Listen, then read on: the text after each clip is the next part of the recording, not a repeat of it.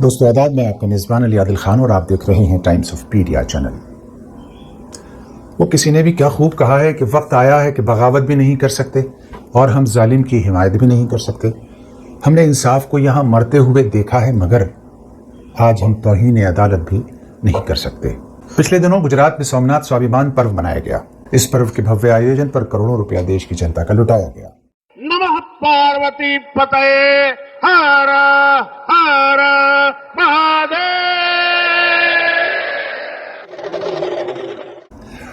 आंखें छीनकर फिर चश्मे और जख्म देकर मरहम दान करने का फिर ड्रामा रचा गया।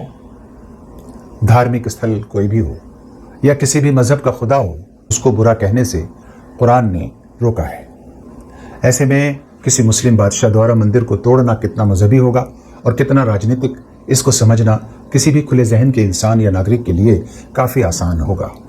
देखना यह है दोस्तों कि जब दुनिया के देश टेक्नोलॉजी और साइंस के माध्यम से अपने नागरिकों को सुविधाएं देने और उनके भविष्य को संवारने की योजनाएं बना रहे हों, ऐसे में भारत की सत्ताधारी पार्टी की राजनीतिक धुरी अतीत की उन धार्मिक घटनाओं में जनता को उलझाने में व्यस्त है, जिसका परिणाम अलगाव, नफरत, विनाश और खंडित समाज बनाने की सौगात के सिवा कुछ भी नहीं। सोमनाथ के 75 साल पूरे होने पर भव्य सोमनाथ स्वाभिमान पर्व मनाया गया। एक बार फिर इतिहास और प्रतीकों का वही पुराना राजनीतिक मंच सजाया गया। प्रधानमंत्री ने गुजरात में सोमनाथ का स्वाभिमान नामी प्रोजेक्ट पर आधारित कार्यक्रम के दौरान कहा कि आक्रमणकारी इतिहास की धूल में मिल गए, बिल्कुल मिल गए और सबको मिल जाना है, लेकिन भारत की आत्मा आज भी जीवित है। उन्होंने कहा कि दुनिया की कोई ताकत भारत को झुका नहीं सकती और न ही किसी दबाव में ला सकती है। सुनने में भाषण जितना जोशीला उनका लगता था, वर्तमान देश के हालात में इस तरह की बयानबाजी उतनी ही हास्यास्पद और एक मजाक जैसी दिखाई देती थी। सोमनाथ मंदिर को तोड़े जाने की दुखद घटना को भावनात्मक अंदाज में सुनाया जाता है ताकि वोट ध्रुवीकरण हो सके, लेकिन सोमनाथ के इस पूरे अध्याय में सबसे दिलचस्प किरदार शायद अंग्रेज अपना निभाकर चले गए। British governor general Lord Ellenborough ने 1842 में अचानक खुद को हिंदुओं की आस्था और सम्मान के रक्षक के रूप में पेश किया था। आपको याद है? शायद नहीं याद होगा तो हम बताते हैं। दोस्तों, इस अवसर पर भारत के वर्तमान हिंदू सम्राट और यशस्वी प्रधानमंत्री का सियासी और नैतिक चरित्र भी आपके जहन में रहना चाहिए। लेकिन वही अंग्रेज जो भारत को लूट रहे थे और भारतीयों पर जुल्म करके राज कर रहे थे, उसी अंग्रेज साम्राज्य के गवर्नर लॉर्ड एलन ब्रो ने दावा किया था कि वो अफगानिस्तान से सोमनाथ मंदिर का लूटा हुआ दरवाजा वापस ले आए हैं और भारत के 800 साल पुराने अपमान का बदला ले लिया है। British governor general Lord Ellenborough ने बड़े गर्व से ऐलान किया था कि हमने हिंदुओं की प्रतिष्ठा बहाल कर दी है, लेकिन बाद में जो सच निकला उसने पूरे साम्राज्यवादी ड्रामे की हकीकत को खोल कर रख दिया था। ब्रिटिश गवर्नर एलन ब्रो के दावे और यशस्वी प्रधानमंत्री के दावों को भी आज के राजनीतिक परिप्रेक्ष्य में आप अपने जहन में रखिएगा। दोस्तों, वाकया दरअसल यह है कि जिस दरवाजे को सोमनाथ का गौरव बताकर British governor general Lord Ellenborough के द्वारा ढोल पीटा गया था, वो असल में अफगानिस्तान के शहर गजनी में बना एक साधारण देवदार की लकड़ी का दरवाज़ा निकला। दरवाजे की न लकड़ी चंदन की थी, न गुजराती शैली उस पर थी, न कोई ऐतिहासिक उस पर छाप थी, न हीरे जवाहरात का जड़ाव, यानी सब कुछ नकली था, सब कुछ धोखा था। अंग्रेज गवर्नर ने राजनीतिक सहानुभूति बटोरने के लिए इतिहास को आस्था के ढोकले की पैकेजिंग करके परोसा था और कुछ समय तक ये चाल उसकी चली भी। बाद में इसकी पोल खुल गई। विडंबना देखिए, जिस अंग्रेज साम्राज्यवादी सरकार ने हिंदुस्तानियों को गुलाम बनाया और जनता का शोषण करके राज किया, भारत जो मुगल काल में सोने की चिड़िया कहलाता था, उसके कोहिनूर जैसे हीरे और कीमती जवाहरात लूटकर अंग्रेज इंग्लैंड ले गए। उसी को हम अधिनायक कह रहे थे। अंधभक्ति की कुछ सीमाएं होती हैं, लेकिन हम तो सारी सीमाएं उलांघते जा रहे हैं। बात सोमनाथ अमृत महोत्सव इवेंट की हो रही है, जिसके विज्ञापन पर मोदी सरकार ने करोड़ों रुपया खर्च किया था। ऐसे में याद रखना चाहिए कि अंग्रेज साम्राज्यवादी हुकूमत और आज के न्यू इंडिया में बहुत सी समानताएं देखने को मिलती हैं। जैसे आप देखेंगे कि सड़कें बनाई जा रही हैं और उन पर चलने के लिए देशवासियों से टैक्स वसूला जा रहा है। फ्लाईओवर खूब बन रहे हैं। इसी तरह ब्रिटिश दौर में भी हुआ। आज का सेंट्रल विस्टा अंग्रेज टाइम का लुटियंस जोन हुआ करता था। ब्रिटिश काल के पार्लियामेंट की पुरानी इमारत की तरह आज का नया संसद भवन बना।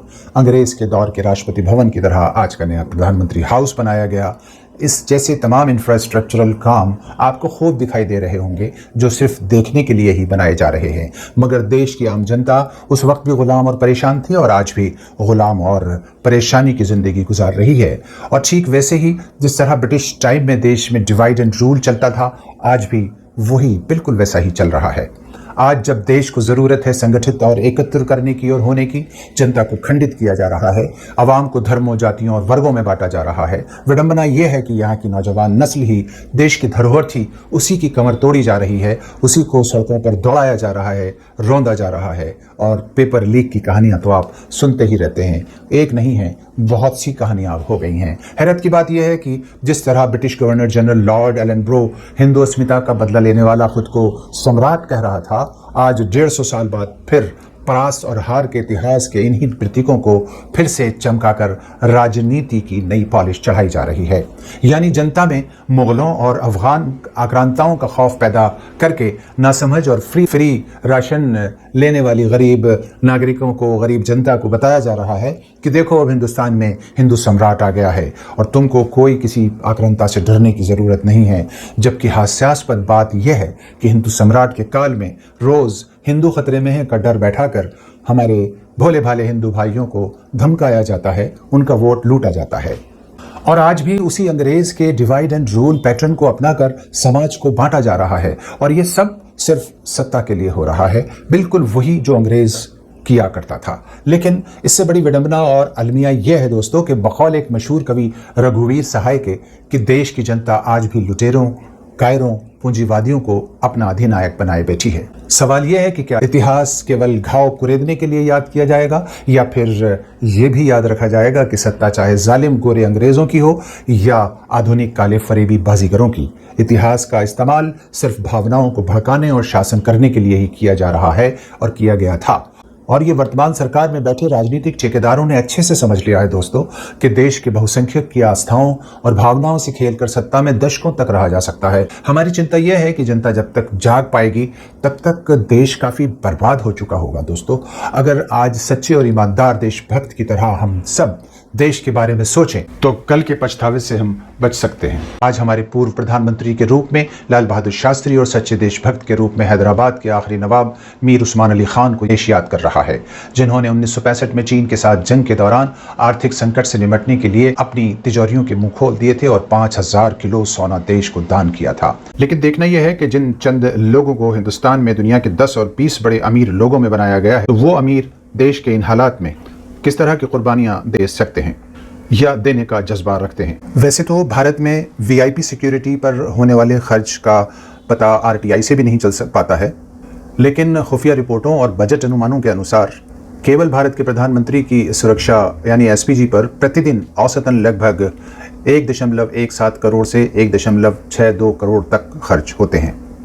यानी महीने में सिर्फ एक महीने में 45 करोड़ लगभग खर्च होते हैं और एक साल में लगभग 600 करोड़ रुपया खर्च होता है। और अगर भारत में वीआईपी या वीवीआईपी सुरक्षा पर केंद्र और राज्य सरकारों का कुल सालाना खर्च आप देखें तो वो 12,000 करोड़ रुपए से लेकर 17,000 करोड़ रुपए तक आंका जाता है।